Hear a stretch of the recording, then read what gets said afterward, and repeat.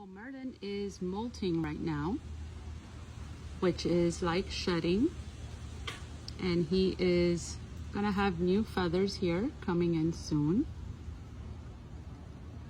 So it is wise to, you know, keep him misted and comfortable and extra protein and nutrients and lots of rest.